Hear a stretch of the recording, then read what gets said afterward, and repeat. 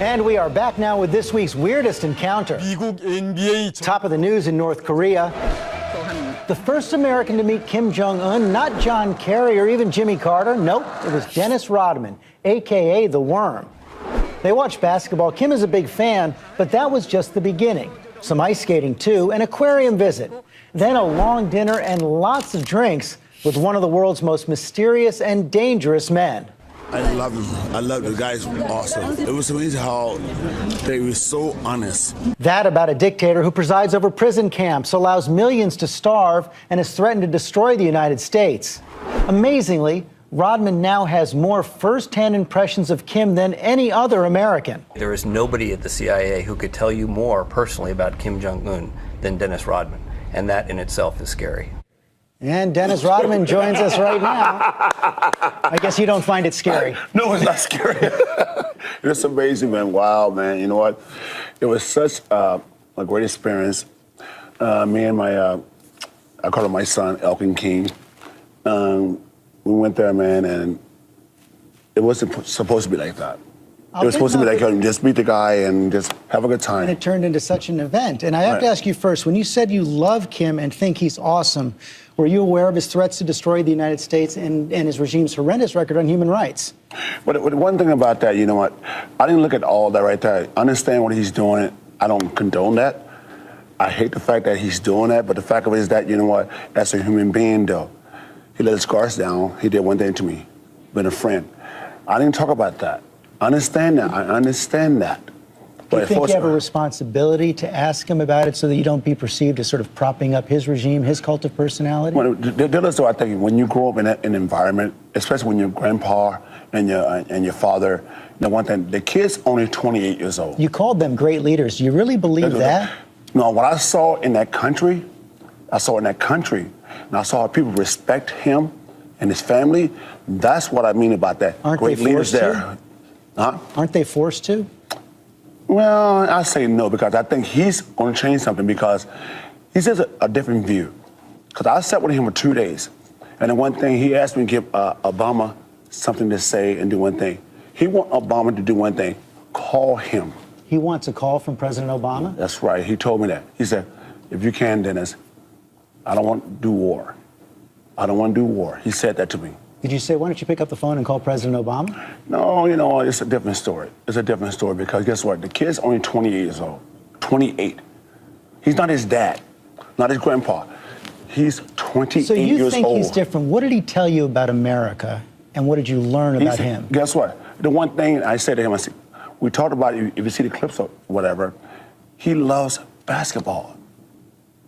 And I said the same thing. I said, Obama loves basketball. Let's start there. Let's start there. If you see the quotes in the papers, he says that. He says that about sports.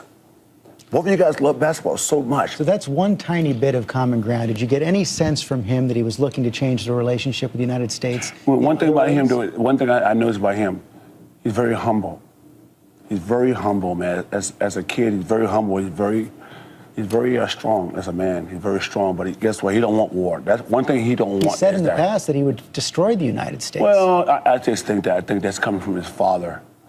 I think as a young man, he don't want anything. What else does he know about the United States and President Obama, from what you could tell?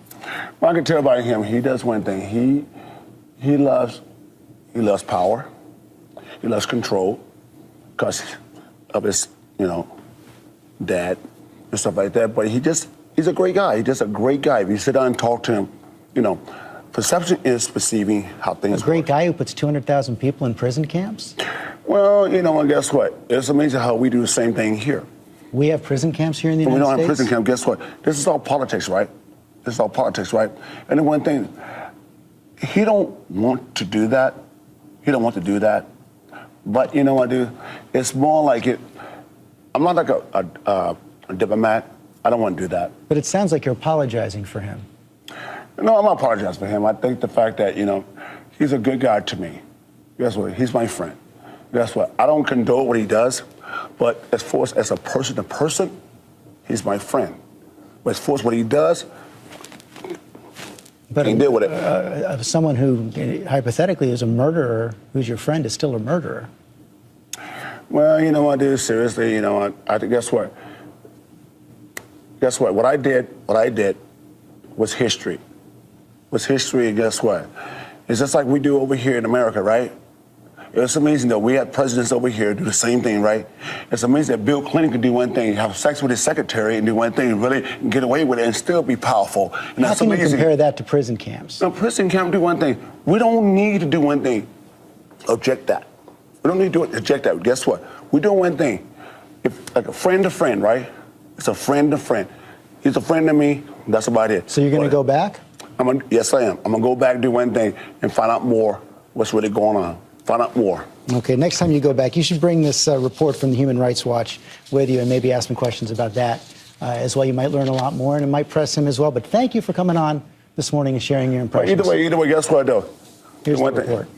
Guess what? Thank you for the report. Okay. Guess what? Don't hate me. Don't hate me. Guess what? Don't hate me. Guess what? Don't hate me. I want to get more on this now from Shane Smith, the co-founder of Vice Media, who traveled with Dennis Rodman to North Korea. So, Shane, I mean, I know you had some hope for basketball diplomacy. You've been to North Korea before. Are you concerned at all that this trip may end up propping up Kim Jong-un and giving him a propaganda coup? I don't think so. I mean, it's definitely not going to do that for the rest of the world. People know what's going on, and they know our position. Just to be clear, I didn't go with Dennis on this trip. I've been twice before. I'm not allowed to go anymore. I've made three documentaries on North Korea, and that's why I'm not allowed to go. What happens within North Korea, they can say whatever they want on their state television anyway. They're going to say whatever they want, and they've done so in the past. I don't think it's a propaganda coup internationally. I think it's a crazy story. But, within North Korea, is it a propaganda coup? The New York Philharmonic went there. Was that a propaganda coup? I don't think so. Any hope for a new relationship, you believe? That's the one thing I will say is that, look, there was a love of basketball, sort of reminiscent of ping pong diplomacy. There have been, very few instances of dialogue. And dialogue, I believe, is always good. And obviously, if Kim Jong-un is interested in America, if he's interested in basketball, if he made sort of allusions to the fact that he wished that there was closer relations between the two countries, I think that's a good thing. Even if it's political grandstanding, at least that could be the beginning of a dialogue that hasn't worked well in the past between America and North Korea. Shane Smith, Dennis Rodman, thank you both very much.